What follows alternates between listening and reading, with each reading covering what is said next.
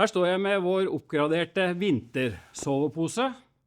Kommer i litt forskjellige temperaturer, men det gjelder konstruksjonsmessig og detaljmessig så gjelder det samme. Her har vi, dette er en dunsovepose. Den følger konstruksjonen og fasong fra våre 3-sesongssoveposer. Så den har altså igjen brukt den gamle helsport damefasongen med litt mer bredde i deler av soveposen og litt romsligere fotboks. Særlig på en vinterpose så har du behov for det, uten at du skal ha for stor plass inni. Igjen så har vi løftet sideglidelåsen litt høyere opp, sånn at den lenger fra bakken. Dette veldig viktig på en vinterpose når det minus 15, minus 20. I forhold til kulde som slår opp nedenifra, så har du glidelåsen litt lenger unna.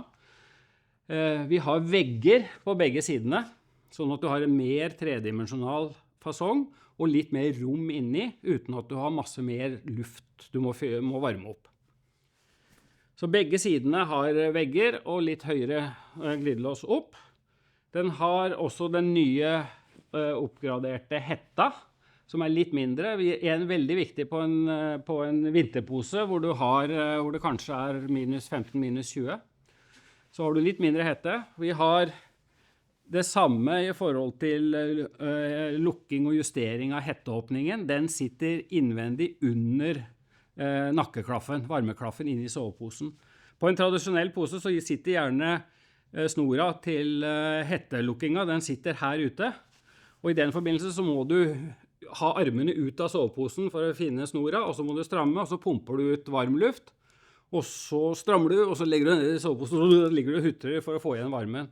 Det unngår du her. Her sitter hettelukkinga under en stor, deilig varmeklaff, og her kan du da stramme uten å ta hendene og uten å bevege deg utenfor nakkelukkinga av varmeklaffen innvendig. Så her, ikke noe snor, ingenting. Alt kan skje av justering inni soveposen. Den innvendige varmeklaffen som ligger rundt nakken ligger der som et skjerf. Den større enn på en 3-sesongs sovepose, typisk for å være enda varmere og holde lufta enda bedre på plass innvendig.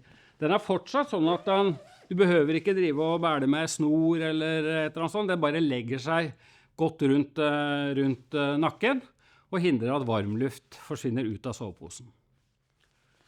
Selvfølgelig alle vinterposene våre har jo en veldig oppgradert varmeklaff langs glidelåsen for å hindre varmetap rundt glidelåsen.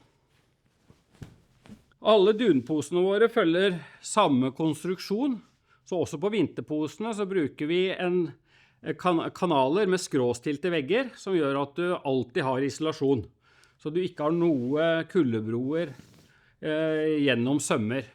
I tillegg så har vi litt smalere kanaler for at duna skal ligge stillere og ikke flytte seg for mye. For du kan jo tenke seg at duna ligger jo bare løst inn i hver kanal, så hvis du har for store kanaler så kan duna flytte seg inn i kanalen, og så får du plutselig et område med lite dun og et område med mye dun, og da vil det området med lite dun alltid vinne, sånn at der blir du kald.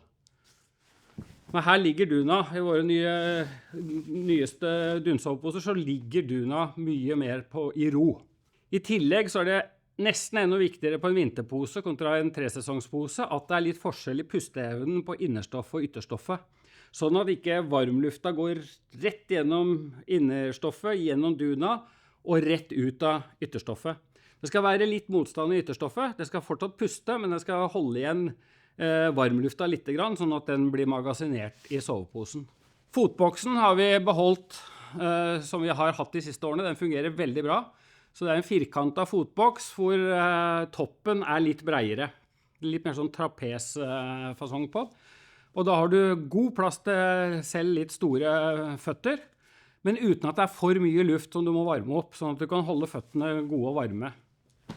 Og du har plass til å ha på deg enten et par ekstra bivaksko eller noe tilsvarende, eller ekstra tjukke ullsokker hvis du ekstra kald. Vinterposene har også åpning til arm, sånn at du kan åpne opp på siden og enten lufte ekstra, eller ikke minst få en arm ut.